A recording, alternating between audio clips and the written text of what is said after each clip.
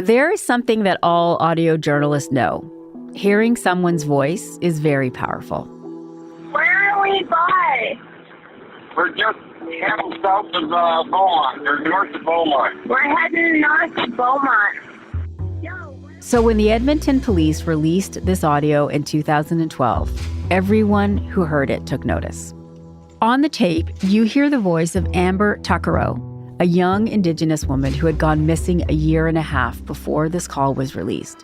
And even more eerie, you hear the voice of the man that most people believe murdered her. Yo, we're not going in the city, are we?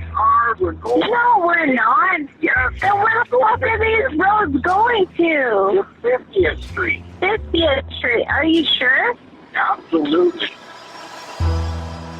This call and this voice, it gave Amber's family conviction that soon her killer would be found. And Globe and Mail reporter Jana Pruden felt the same way. For over 12 years, Jana has kept an eye on Amber's story. And now it's all laid bare in her podcast, In Her Defense, 50th Street. I'm Kathleen Goldhar, and this is Crime Story.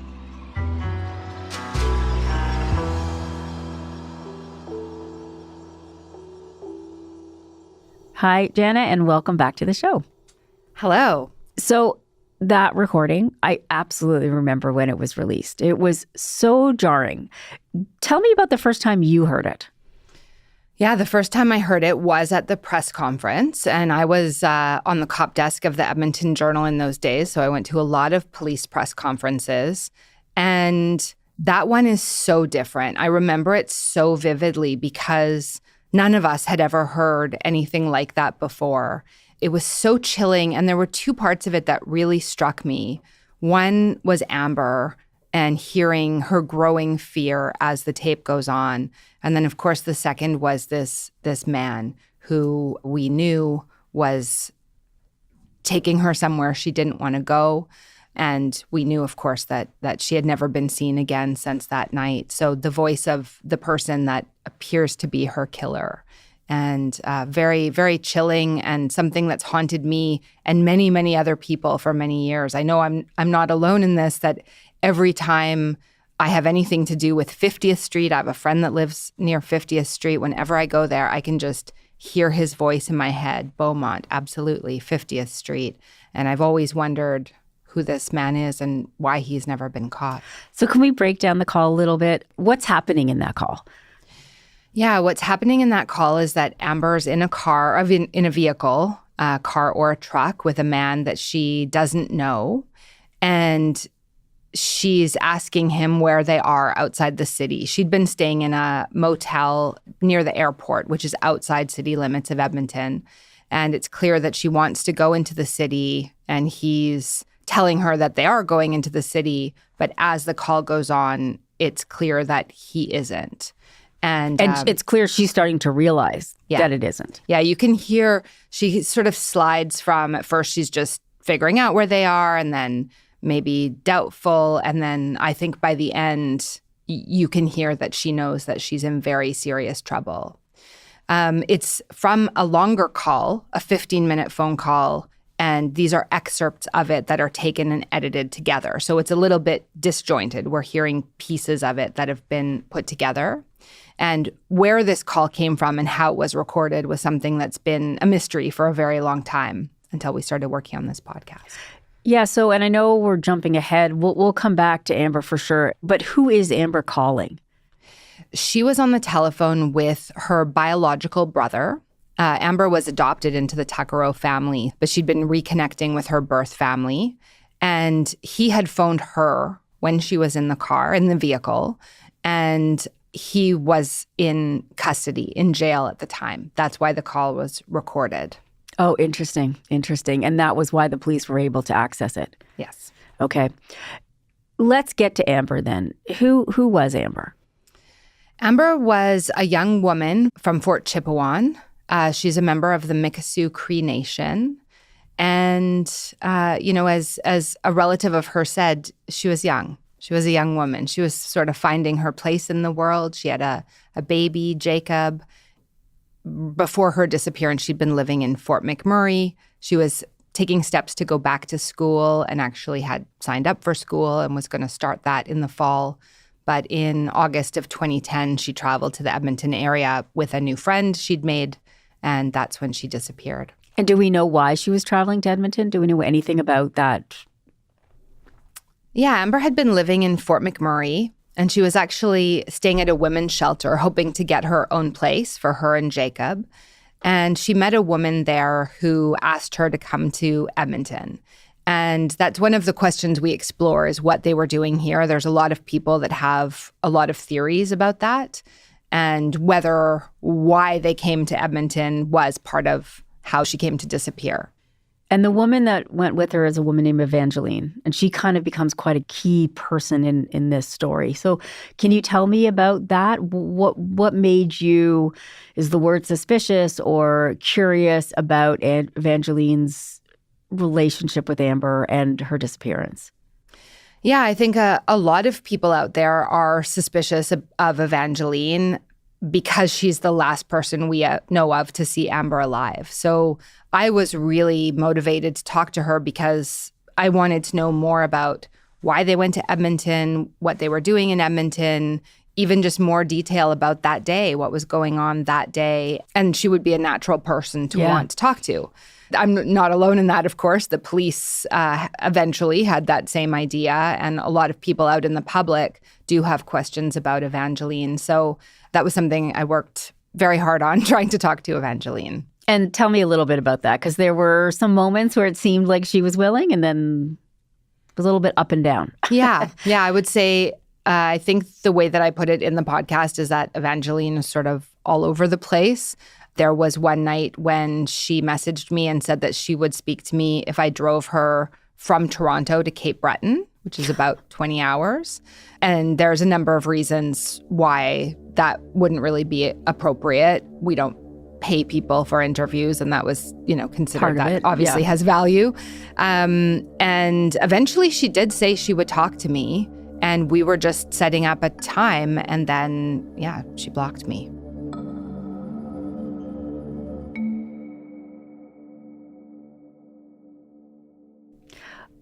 You've also talked to a big person in this podcast, and somebody you really walk away feeling impressed and kind of warm about is Amber's mom. First, tell me about her. Yeah, Tootsie had 4 sons, couldn't have a daughter, and a relative of her husband, they had a baby that they had to give up. And they drove through a very cold winter night way up in northern Alberta to go get Amber. And Amber became really the light of the family in a lot of ways, the only daughter, their special baby. I think Tootsie, has had a very difficult life in a lot of ways. And when her daughter disappeared, Tootsie really dedicated herself to holding the police accountable, to really forcing them to investigate. And he said to me, well, she's probably out partying. She'll come back, he said. I was like, no, he said, we're not going to put her on the missing persons list. And we talked for a while. Then he said, okay, I will. So then I called back again. She wasn't even on the missing persons. He didn't put her on there. And she has continued to throughout all these years. Her and particularly her son Paul is very involved in the case. And they really are, I think, truly remarkable in how hard they have fought for Amber and for other missing and murdered Indigenous women. And I would call throughout the day, in the evening, late at night. And the police said to me, don't call back, we'll call you. I was like, you won't call me. And I think it's fair to say that the case would have been handled a lot differently and would have had a lot less investigation if the two of them hadn't pushed and advocated for Amber. So I kept calling, fill up their voicemail. Because that's my baby, right? And I wasn't going to give up. Didn't matter what or who. So I think a lot of people have told me that they feel so connected to Tootsie when they listen to her. And I think it is that love, that strength, that fight that she has brought to her life and to finding her daughter's killer. I mean, and I was one of them. Like, you just really connect. And I'm always so taken aback by parents, and especially mothers, who find some kind of strength in the middle of just the worst grief you can imagine. And at first she didn't know where her daughter ended up. So not only are you worried, your anxiety level must be just so intense, but you find some kind of strength to keep pushing.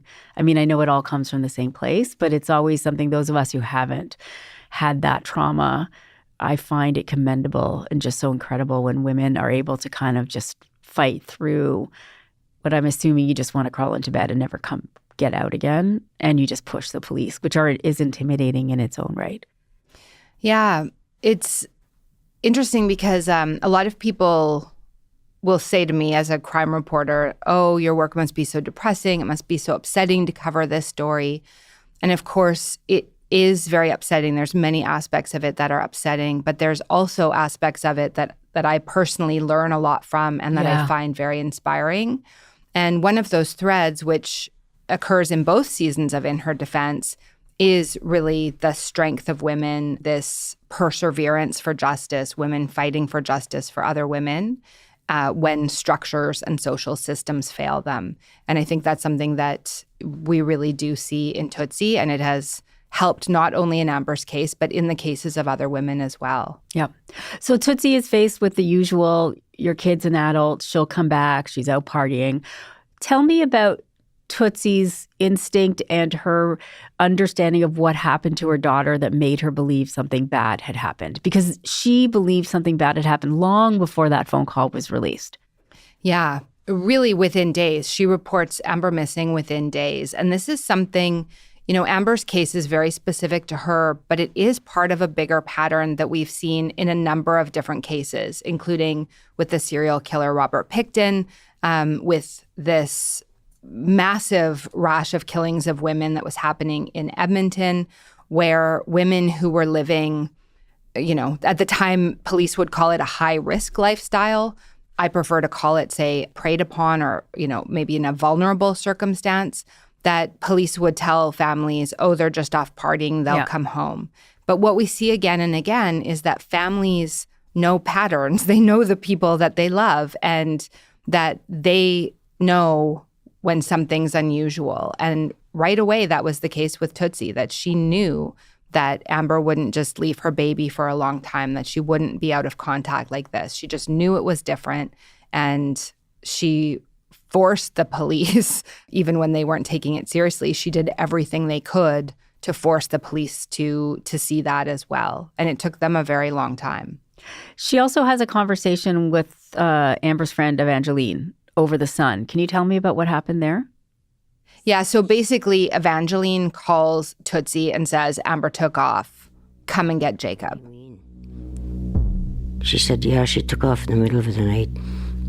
She went to pick up pizza and never came back.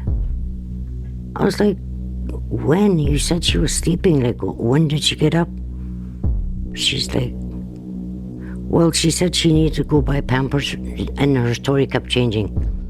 Right there. Immediately, the family's trying to figure out what to do. And keeping in mind, this was in the Edmonton area. Tootsie at the time lived in Fort McMurray. The rest of the family was in Fort Chipewyan. So there's long distances involved. And that's how she first learns that Amber is missing. But Jacob is safe at this point. Tootsie does eventually get her grandson. Yeah, Tootsie takes custody of Jacob and has raised him to this day.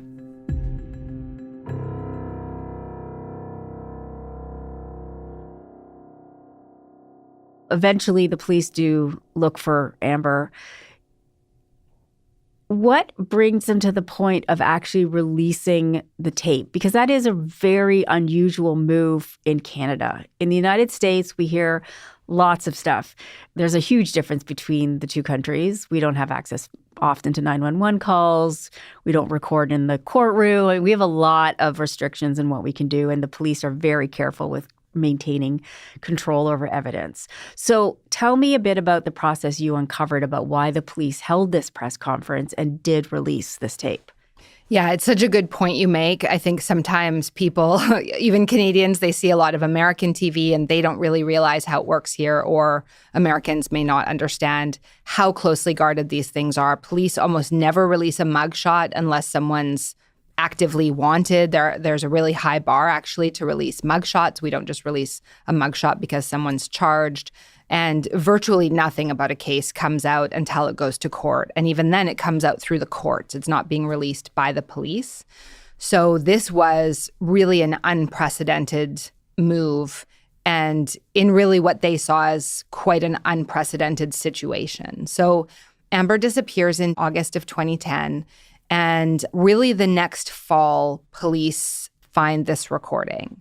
One of the officers talks to us about when it was found, that you could feel this mood in the room, that they had found something truly remarkable.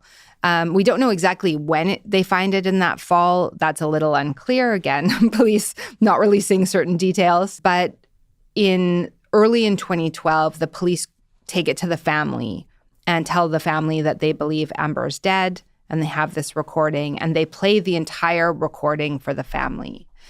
Then a lot of consideration was given about whether to release it to the public. And ultimately, they decided to do so, thinking that if we release it to the public, someone's going to recognize the voice and we're going to solve the murder. And I think it's fair to say, by this point, we know there had been significant mistakes in the investigation. And that's not me making a judgment call. That's just the reality of it. Police ultimately had to issue a formal apology to the family based on those early mistakes. And those were mostly just not taking it seriously enough, quick enough? Not taking it seriously quickly, not immediately interviewing Evangeline, not going to pick up Amber's possessions that could potentially have clues in them, I guess.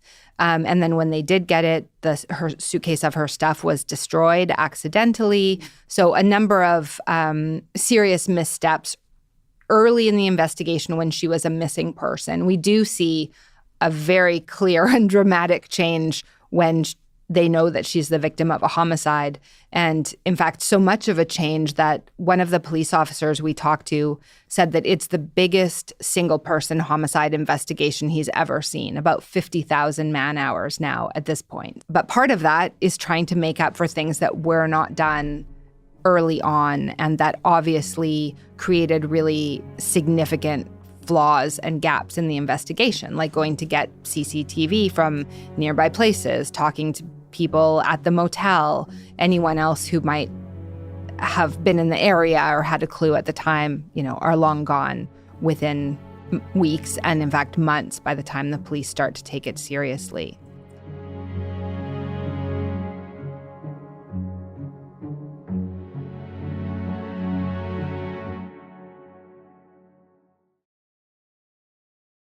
They haven't found Amber at this point. How do they come to believe that she was the victim of a homicide? We don't exactly know that, but what we do know is that the tape is extremely ominous. Okay. So I think you couldn't listen to that whole tape and think, oh, at the end of it, he drops her off in Edmonton and she goes on her way. He's clearly taking her somewhere she doesn't want to go. He's driving her away from the city. He's lying to her about where they're going. He sounds very calm. He sounds very cool. He's not panicking. And so I think at the point where the call disconnects, which is we can hear that in the recording, that's the actual end of the recording, you can't really imagine a situation that she leaves that unharmed and then just doesn't contact her family or go back to her baby for 2 years, right? I mean, that's just would not have happened. Yeah. So I think I don't know if there was additional evidence at that point that led them to think that she was dead, or if what they hear on the tape and her absence for 2 years was enough for them to make that assessment. in the podcast and you say the police say it, and I remember the feeling too. It's like, oh, there he is. We're going to figure out who he is. And you talk a lot about it. And as an audio producer, obviously we talk about the idea of hearing a voice and we think it's going to be recognizable, but it isn't. Yeah. I mean, that is very much, it's what the police thought. It's what I thought when our editor-in-chief asked if I had an idea for season 2. Right away, I thought, Amber Tuccaro, if this voice, if enough people hear it, then he will be found. Yeah. And that turns out to not be the case at all. Police spent a lot of time and a lot of effort gathering voices, gathering tape of people. They received many, many tips, hundreds of tips. And ultimately, they found that they cannot match the voice. And it's an interesting element of this. This happens to me every week. I get emails from people who recognize the voice, who are like 100% sure. And in many cases, they're telling me about, this guy raped me, and I'm sure that it's his voice. This guy was a creep I worked with, and I'm sure that it's his voice. Some people will just hear someone in line and they think, oh, that's the voice. But as it turns out, many, many people can be very sure, but also very wrong. Yeah. And ultimately, if one of those people is right, it's not going to be the tape that's going to... tape. Eventually, Amber is found. Where was she found? Yeah, she is found days after they released the tape. So that's something that I always wondered about because of the timing of it. It's so unusual that 2 years after she disappears, they release the recording, and then 3 days later, her body's found by some youth horseback riders outside of Edmonton.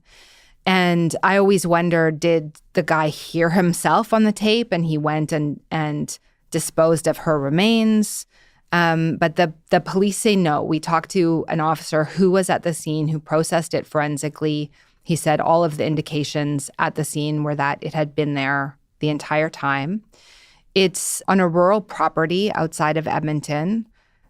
At first, I thought it was a very strange place to leave a body. It's from the road, there's this big field, and then there's a tree line past the pasture, and it feels very open. I thought that's really unusual that you would walk through this huge field, and it feels like the people in a farmhouse nearby would be able to see you, and other people could see you from the road. The first time I went there, we didn't walk all the way into the tree line because we didn't have the permission of the landowners. And ultimately, we decided to wait and not go there at that point. Mm-hmm.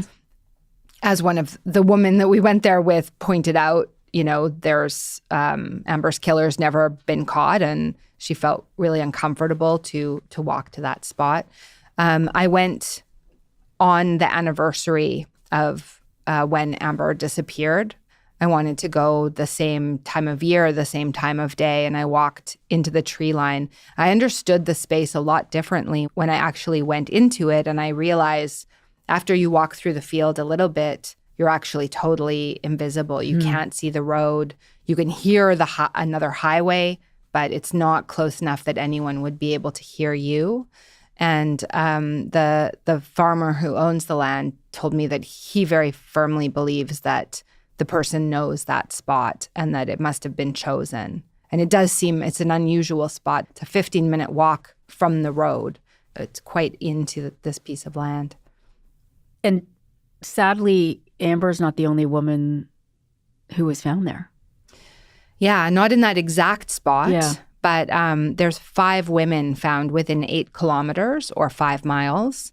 And that's another, I think, really important question is, is this person on the tape responsible for some or all of those other homicides? Do you think that the cases are connected? Could there be a serial killer?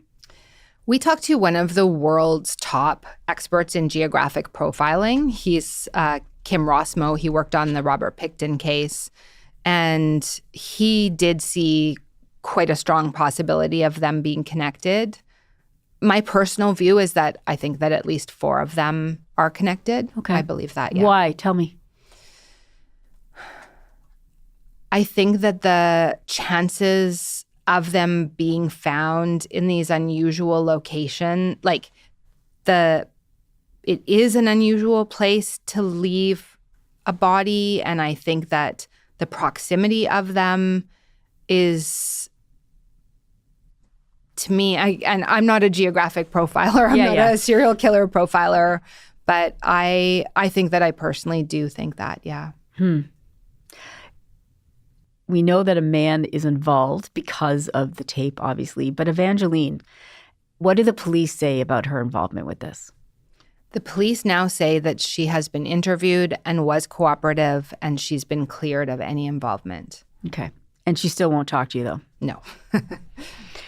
You start the podcast really explaining to us that you're hopeful you can figure this out, that you feel that there's, which is great. We all hope that too, but it doesn't get to that point, at least yet. Do you think it's still a solvable case? You know, this fall I covered a case where the police identified an American man as someone who'd killed 4 women in Calgary in the 1970s, 50 years after they were killed. And 2 of those were not even really fully considered homicide. So this was a major development. And I think it does prove that there are so many things changing with technology, with investigative techniques, that I would never say never. Yeah. I do think that the flaws in the early investigation obviously had a severe impact. But I think there's a lot of lessons in Amber's story that go beyond whether that single individual will be found or not, including that we keep fighting to find and hold killers accountable and hold the system accountable for the way that it treats women and the way that it treats Indigenous women. Because to this day, Indigenous women are 6 times more likely to be victims of homicide than non-Indigenous women. And so, you know, I didn't go into this really thinking that I was going to solve a murder. You know, I don't think any podcast really fully just solves a murder and someone's charged. I mean, that would be wonderful. Yeah. But I'm not a police investigator, and I'm not an arm of the police. That's not my role.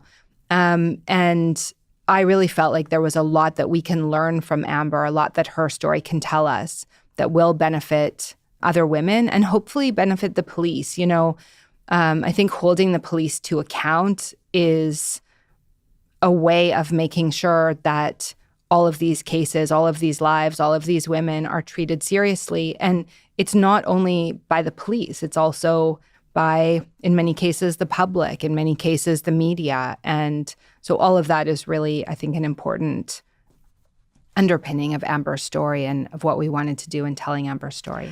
Yeah, just lastly, I guess that's the last idea I wanted to talk to you about, because this isn't your first podcast where you engage in these kind of things. You're not an Indigenous woman, but this is an Indigenous woman's story. I find it so interesting, like, to have a conversation about where we as women, journalists, storytellers, fit into the role. Like, where do we walk into this story, and where do we let others tell the story? And what role do you feel you have a responsibility for?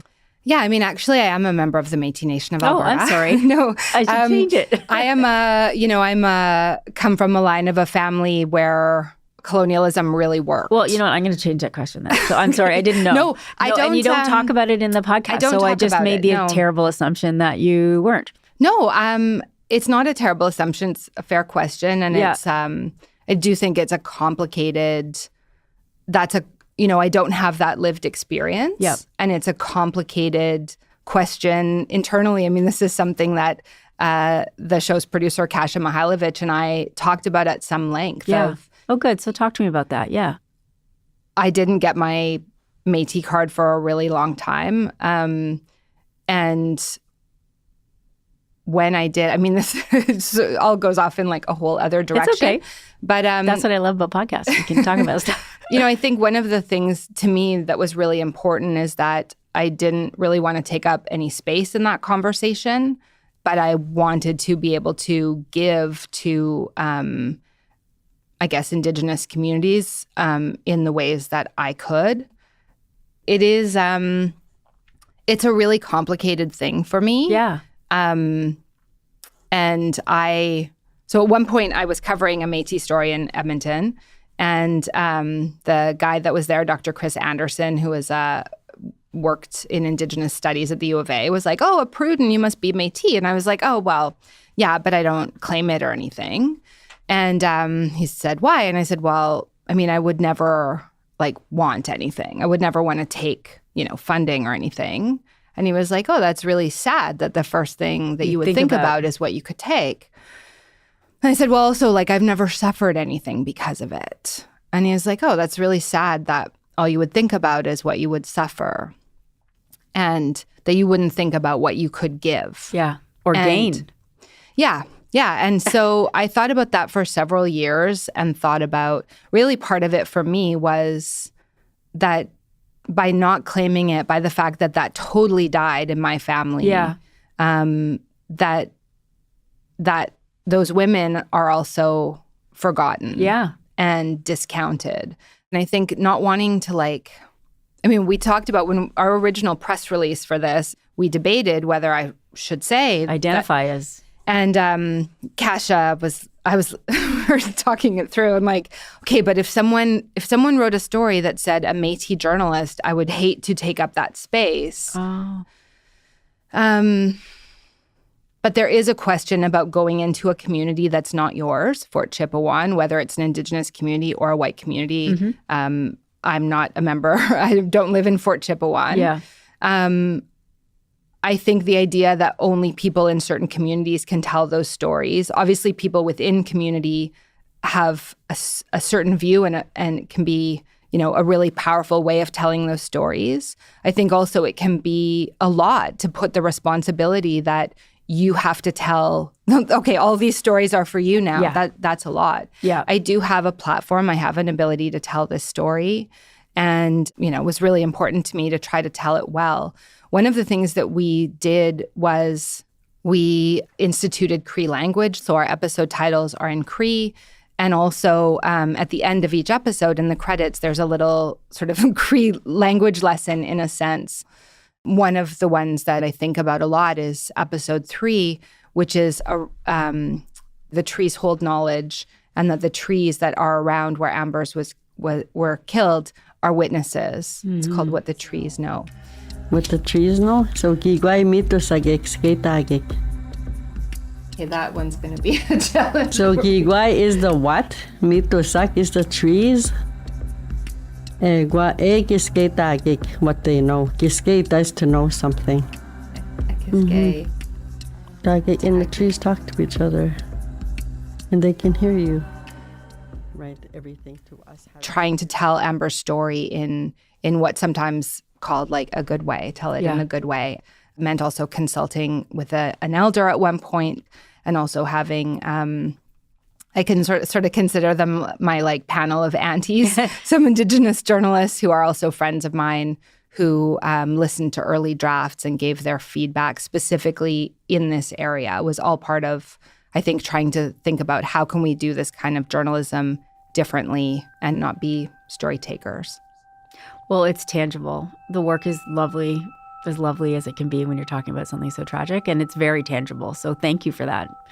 Thank you. Thanks for this. Thank you.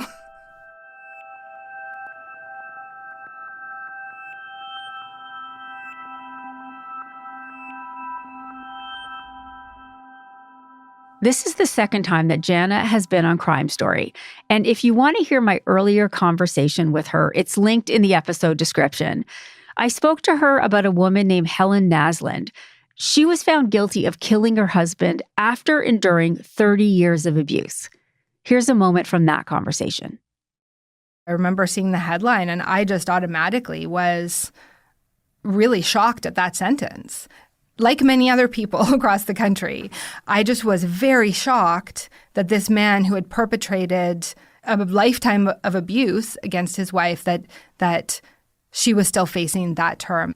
And I wrote a letter to Helen 4 days later asking if she would consider telling her story.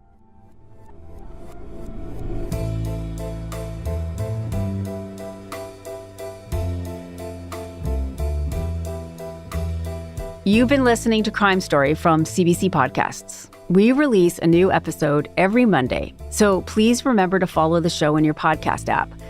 You can get our next episode a week early on CBC Podcast's YouTube channel or by subscribing to CBC Podcast's True Crime channel on Apple Podcasts.